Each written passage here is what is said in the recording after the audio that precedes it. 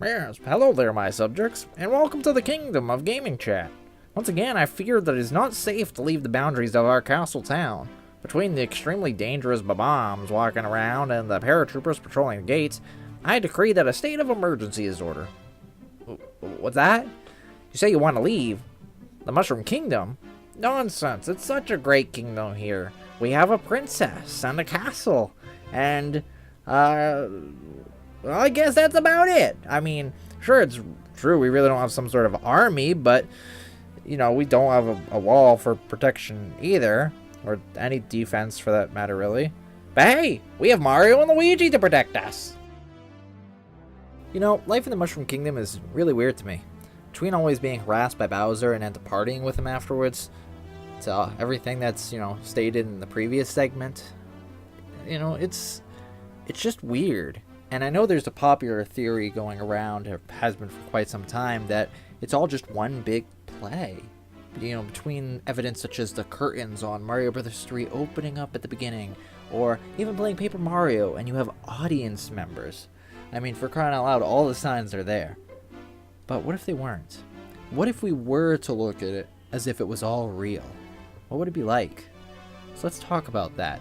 So, throwing out the evidence, let's just have some fun with it. Here are my thoughts. Now, I know the games are meant for all audiences, so things cannot get terribly dark. And I'm not calling that for any means. But based upon the material that the games have given us, I begin to wonder why certain events don't happen. For example, why isn't the Mushroom Kingdom been invaded by Bowser? It seems that he has the ability to get the princess no matter where she is, whether it's outside of Mario's house in Mario RPG, or breaking into the exact room that she's located in Paper Mario thanks to his flying machine.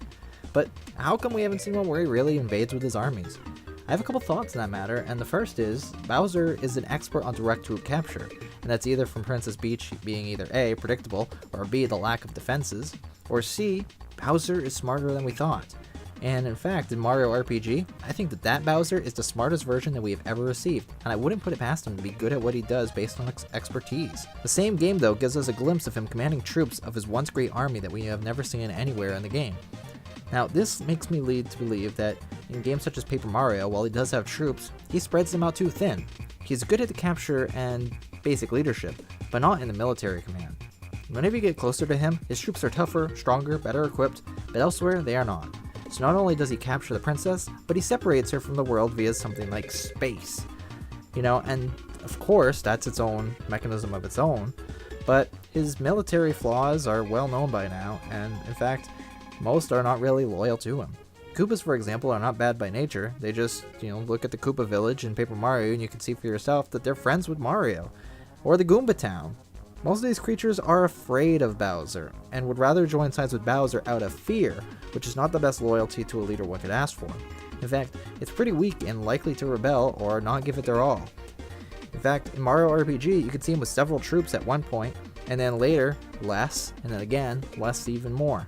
You can see he loses troops out of a lack of commitment to him. This is later shown in the game when he comes to Monstro Town, and you come across a Goomba who started a family after leaving Bowser behind. This particular troop member was sort of in the middle with semi-support to Bowser, but he was not dedicated to Bowser's cause. When Bowser is not in control of the landscape, which is loose to say as he really is still in the process of threatening land rather than dominating it, what does he do? He has Kamek at his side, but does nothing to further pursue his goals where you are on your journey. It's like he is a sniper and he makes a great shot at the start, then hangs up his rifle until you get there. He could have done more, but doesn't. It's like he is so confident in his abilities that he celebrates early after a quick short victory almost every single time, before really even doing anything else. Sure, he's captured the princess and sometimes he'll make a muck of things, but what about the rest of the land, such as the non-loyal Koopas and other species? I'd personally love to see a Mario game where things happen along the way, where he continues to try and spread his wrath, and you have to fight your way through those things. In fact, thinking back to Paper Mario, you go through dungeons that have absolutely nothing to do with Bowser. It's very odd to me that Bowser is the enemy, but we have hardly anything to do with him along the way. Sure, there's certain elements, but really, he is not the focus, despite being the main villain. I believe the mini-levels where you control the princess are a distraction to make us forget what is really going on here.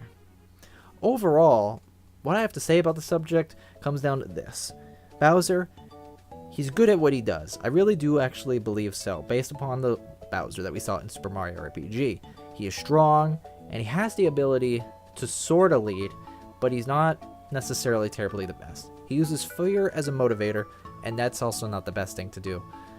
He really does show a little bit of compassion in Monstro Town, but outside from that, we really don't see that in any other game, and I would really like to see more of that. Now, I do have to say, I do not actually know how the Superstar Saga games go, but I would like to see another Mario RPG where there was more depth to Bowser like we had way back on the Super Nintendo. So, this has been Gaming Chat, and you know what? I'm going to fade out. We're going to have the wall of discussion where I feature your guys' comments and annotations. This has been the end of Season 2. I really have had a blast making these videos, and I can't wait to see you all in Season 3. So again, I am Link584 of Monitor, and you know what? This has been an interesting conversation. Thanks for watching.